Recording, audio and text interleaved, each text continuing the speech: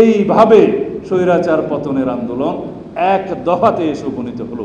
সেই এক দফা যখন আবার সামাজিক আন্দোলনের মধ্য দিয়ে একটা স্ফুলিঙ্গের মধ্য দিয়ে পুনর্বার উচ্চারিত হলো, তখন আমরা আমাদের নেতা জনাব তারেক রহমানের নেতৃত্বে, আমি তখন শিলংয়ে ছিলাম, আমরা সেই আন্দোলন সমন্বয় করলাম আমাদের দলের পক্ষ থেকে, এবং আমাদের যারা যুগপৎ আন্দোলনের শরিক ছিল, যারা গণতান্ত্রিক আন্দোলনে আমাদের সঙ্গী ছিল, বাংলাদেশের গণতান্ত্রিক আন্দোলনে যুগপৎ আন্দোলনের বাইরেও যারা রাজনীতি করেছে, সংগ্রাম করেছে, তাদের সাথে সমন্বয় করে কিভাবে সেই আন্দোলনকে এক দফার আন্দোলন পরিণত করতে হবে সেই পরিকল্পনা আমরা তখন করেছি। এবং সেইভাবে সমগ্র বাংলাদেশে যেখানে যেখানে যে ইনস্ট্রাকশন, যেই উপদেশ, যে আদেশ দিতে হয়েছে আমরা দিয়েছি। সেই আন্দোলনে আমার ছোটো ভাইয়েরা অনেক বক্তৃতা দিয়েছে, সেটা কীভাবে সংগঠিত হয়েছে। এক সময় সেই আন্দোলন পরিপক্ক হলো এবং স্বৈরাচারের অহমিকা সেই আন্দোলনের পরিপক্কতা দিতে সহায়তা করেছে। তারা যখন বলল যে রাজাকারের বাচ্চারা কোটা পাবে নাকি, যারা রাজাকার নামে অভিহিত করলো, তখন বাংলাদেশের সমস্ত ছাত্র সমাজ বারুদের মতো জ্বলে উঠল। স্ফুলিঙ্গ শুরু হলো যে কে বলেছে স্বৈরাচার, স্বৈরাচার, তুমি কে, আমি কে, রাজাকার, রাজাকার। কারা স্বাধীনতার পক্ষে ছিল এই বিভক্তিটা আওয়ামী লীগ করেছে। স্বাধীনতার পক্ষের এবং বিপক্ষের শক্তি সাজিয়ে স্বাধীনতার চেতনা, মুক্তিযুদ্ধের চেতনা বিক্রি করে তারাই ফায়দা নিয়েছে। সেই একই রাজনৈতিক অস্ত্রকে আমরা ব্যবহার করব, আমরা করতে পারি। সুতরাং আমরা ঐক্যবদ্ধ বাংলাদেশ চাই। সেই ঐক্যটা কিসের? সেই ঐক্যটা হবে জুলাইয়ের 2024 ছাত্র গণ অভ্যুত্থানের ফ্যাসিবাদ বিরোধী জাতীয় ঐক্য। সেই ঐক্যটাই হবে আমাদের জাতীয় শক্তি, এবং সেই শক্তিকেই ব্যবহার করে আমরা সামনের দিনের শক্তিশালী গণতান্ত্রিক বাংলাদেশ নির্মাণ করব। এই ঐক্যের যারা বিরুদ্ধে তাদের নাম ফ্যাসিস্ট, এই ঐক্যের যারা বিরুদ্ধে তারা এখন দিল্লিতে, এই ঐক্যের যারা বিরুদ্ধে তারা ফ্যাসিবাদের দূষর হয়ে বাংলাদেশে হয়তো এখনো গাপটি মেরে বসে আছে। তারা ছাড়া সবাই আমরা ঐক্যবদ্ধ, এবং সেই ঐক্যবদ্ধ শক্তিকে আমরা অবশ্যই সমুন্নত রাখব। সেই ঐক্যবদ্ধ শক্তির মধ্যে অবশ্যই গণতান্ত্রিক পদ্ধতিতে কিছুটা বিতর্ক হবে, কিছুটা সংগ্রাম হবে, নির্বাচন হবে, কেউ বিরোধী দলে যাবে, কেউ সরকারি দলে যাবে, কেউ তর্ক বিতর্ক করবে, কিন্তু সেটা বাংলাদেশের শক্তিশালী একটি রাষ্ট্র কাঠামো বিনির্মাণের লক্ষ্যেই হতে হবে। বাংলাদেশের মধ্যে বিভেদ সৃষ্টির জন্য কোনো রকমের কোনো ওয়েপন, কোনো রকমের অস্ত্র আমরা কারো হাতে তুলে দিতে চাই না। সেই জন্য আহ্বান জানাবো, আমরা যারা সংস্কারের পক্ষে কথা বলছি, শক্তিশালী গণতান্ত্রিক রাষ্ট্র বিনির্মাণের জন্য সাংবিধানিক সংস্কারের কথা বলছি, আমরা যারা মানবতা বিরোধী, গণহত্যাকারী এবং গণহত্যার জন্য দায়ী বাংলাদেশে ফ্যাসিস্টদের বিচারের কথা বলছি এবং সেই বিচার দাবি করছি, সেই বিচারের জন্য ঐক্যবদ্ধ হয়েছি, আমাদের সবাইকে এক জায়গায় দাঁড়াতে হবে।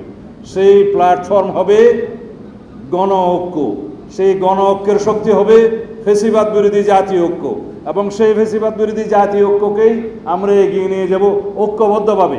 এই ঐক্যবদ্ধ পথ চলার মধ্যে আমাদের টার্গেট থাকবে, আমাদের সীমা থাকবে, আমাদের লক্ষ্য থাকবে শুধুমাত্র বাংলাদেশ বিনির্মাণের জন্য, সবার আগে বাংলাদেশ বিনির্মাণের জন্য আমাদের একটাই মাত্র নিতে হবে, সবার আগে বাংলাদেশ। এবং এই বাংলাদেশটা হবে শহীদের অঙ্গীকার ভিত্তিক, শহীদের প্রত্যাশা ভিত্তিক, শহীদের স্বপ্ন ভিত্তিক। এই আন্দোলনে, এই গণ অভ্যুত্থানে যারা রক্তদান করেছে এবং যারা পঙ্গুত্ব বরণ করেছে, যারা অন্ধত্ব বরণ করেছে, তাদেরকে আমাদের সবসময় জবাবদিহিতা করতে হবে তাদের কাছে। এইটা যেন আমাদের চেতনার মধ্যে থাকে, এটাই একমাত্র চেতনা হোক। আমরা পঙ্গু হাসপাতালে গিয়েছিলাম, সেই দৃশ্য দেখা যায় না। তারা যেরকম বাংলাদেশ দেখতে চায় সেরকম বাংলাদেশ আমাদেরকে বিনির্মাণ করতে হবে। যারা অন্ধত্ব বরণ করেছে তাদের সন্তানরা, প্রজন্মরা চোখ দিয়ে দেখবে, বাপের পক্ষে সন্তান দেখবে, সন্তানের জন্য মা দেখবে, সেরকম একটা বাংলাদেশ আমরা বিনির্মাণ করি। যারা শহীদ হয়েছে তারা তো আর আমাদের মাঝে ফেরত আসবে না, কিন্তু তাদের রক্তের ঋণ আমরা পরিশোধ করতে হবে একটি শক্তিশালী গণতান্ত্রিক বৈষম্যহীন রাষ্ট্র বিনির্মাণের মধ্য দিয়ে। মনে রাখবেন, এই সুযোগ শতাব্দীতে একবারও আসে না। কোনো দেশ শতাব্দীতে একবার স্বাধীনতার স্বাদ নিতে পারে।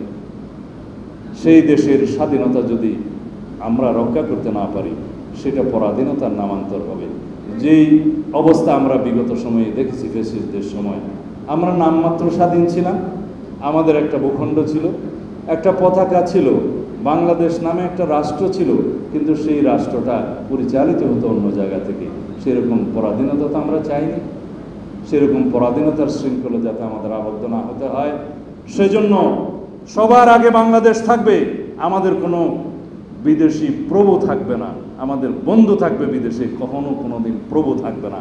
সে যত বড় রাষ্ট্রই হোক, যদি রাষ্ট্রের সার্বভৌমত্বের প্রশ্নে সেই দেশের জনগণ একটা প্রশ্ন ঐক্যবদ্ধ থাকে যে আমরা স্বাধীনতা, সার্বভৌমত্ব, গণতন্ত্রের জন্য সবাই ঐক্যবদ্ধ থাকব, নিজেদের মধ্যে আমরা তর্ক বিতর্ক, লড়াই, নির্বাচন ইত্যাদি করব, কিন্তু ওই প্রশ্নে এক, সেই প্রশ্নে যদি আমরা এক থাকতে পারি, তাহলে বিদেশে আমাদের কোনো দিন বন্ধু ছাড়া প্রভু থাকবে না। আগেই বলেছি, যাদের প্রভু ছিল তারা বাংলাদেশের ন্যাশনাল সিকিউরিটি থ্রেট, তারা নিরাপদ আশ্রয় নিয়েছে, তারা ওখানেই থাকুক। কারণ তাদের রাজনৈতিক মৃত্যু হয়েছে ঢাকায়, বাংলাদেশে। তাদের রাজনৈতিক মৃত্যু শুধু নয়, তাদের চেতনার মৃত্যু হয়েছে বাংলাদেশে, কিন্তু চেতনা নিয়ে দিল্লিতে আছে। তাদের এখানে কোনোদিন যাতে আওয়ামী লীগের নামে, ফ্যাসিস্টদের নামে বাংলাদেশে কোনো রাজনীতি করার সুযোগ না পায়, সেই রকম রাজনৈতিক কালচার আমাদেরকে সৃষ্টি করতে হবে। এখনই আমি সেই মূল্যবান কথাগুলো বলবো। আমি আমাদের কিংবদন্তির পুরুষ শহীদ রাষ্ট্রপতি জিয়াউর রহমানের কথা বলবো। তার জন্ম হয়েছিল বলেই 1971 সালের স্বাধীনতার ঘোষণা আমরা শুনতে পেয়েছিলাম। অবশ্যই এখানে আমি তৎকালীন রাজনৈতিক নেতৃত্বকে কখনো ইগনোর করব না, অস্বীকার করব না। দীর্ঘ 23 বছরের রাজনৈতিক সংগ্রামের মধ্য দিয়ে একটা জায়গায় উপনীত হয়েছিল, কিন্তু তিনি স্বাধীনতার ঘোষণা দিতে রাজি হন নাই। সেটা ইতিহাস সাক্ষী, তাজউদ্দিনের ডায়েরি সাক্ষী, সেটা কোনোদিন অস্বীকার করার উপায় নেই।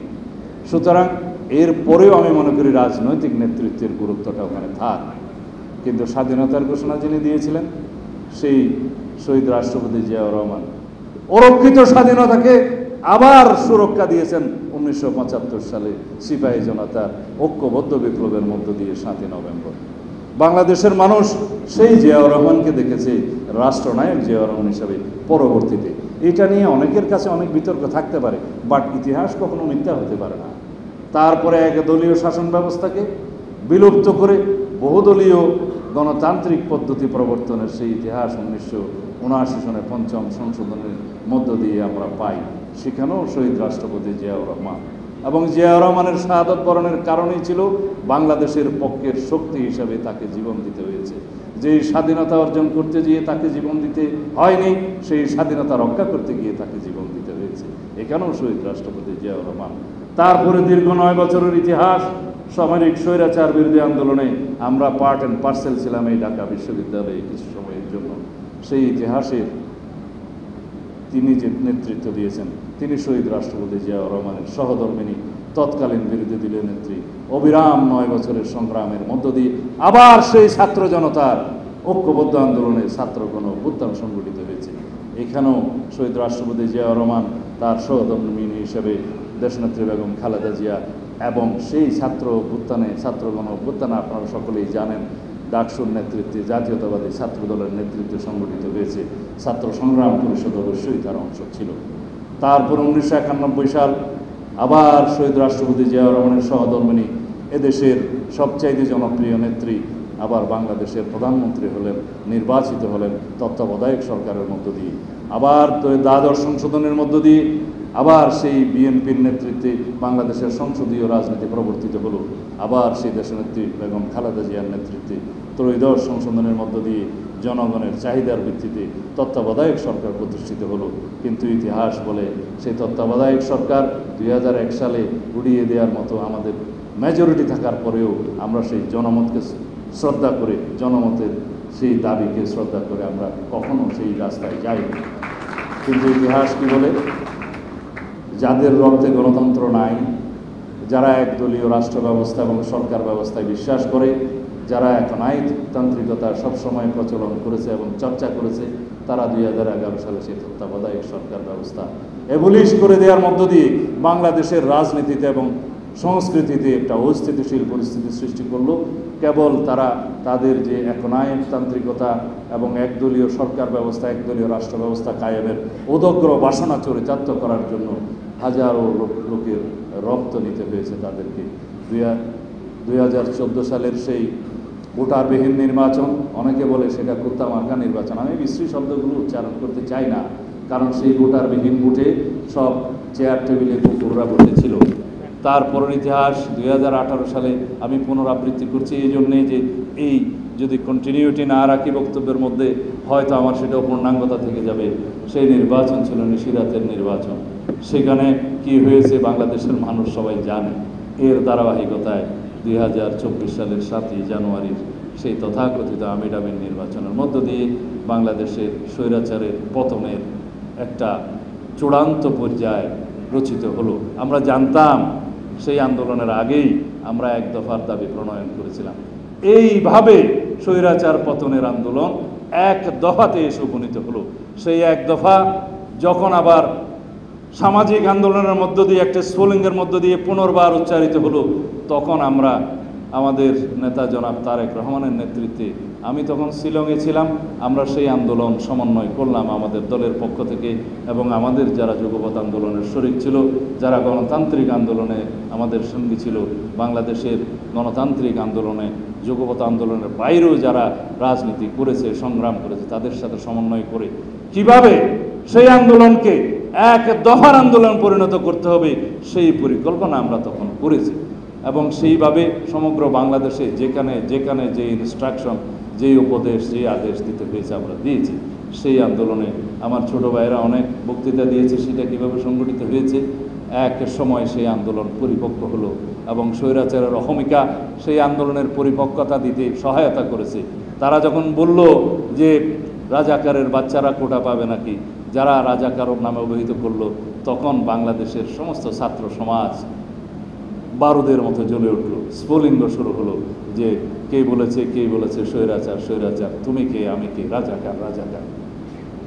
সেই আন্দোলন আর থামাবে সাধ্য কার? 16 তারিখের পরে। সেই 16 তারিখ রংপুরের শহীদ সাঈদ, বাংলাদেশের বীর সেনানী, বাংলাদেশের ইতিহাস যতদিন রক্তাক্ষরে লেখা থাকবে আবু সাঈদের নাম জল জল করে ওখানে জ্বলবে।